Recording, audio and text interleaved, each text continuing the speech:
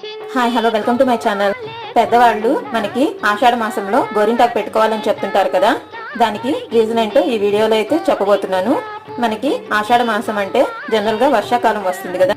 So వర్షాల్లో తడవడం వల్ల మనకి కాళ్ళ పగుళ్ళు, చర్మ వ్యాధులు అయితే వస్తుంటాయి కదా. అవి నివారించడానికి మనం ఆషాఢ మాసంలో గోరింటాకు అనేది పెట్టుకుంటుంటాము.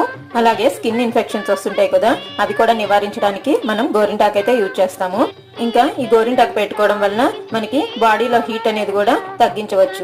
అలాగే మనం అరచేతిలో గోరింటాకు పెట్టుకుంటుంటాం కదా, అరచేతిలో మనకి గర్భాశయానికి రక్తం చేరవేసే నాడులు ఉంటాయి. అలా పెట్టుకోవడం వల్ల గర్భాశయ దోషాలను కూడా నివారించడానికి అవకాశం ఉంటుంది.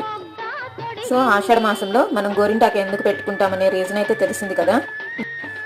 మీకు ఈ వీడియో యూస్ఫుల్ అవుతుందని అనుకుంటున్నాను. మీకు కనుక ఈ వీడియో నచ్చినట్టయితే ప్లీజ్ వీడియోని లైక్ చేసి షేర్ చేసి నా ఛానల్ అయితే సబ్స్క్రైబ్ చేయండి.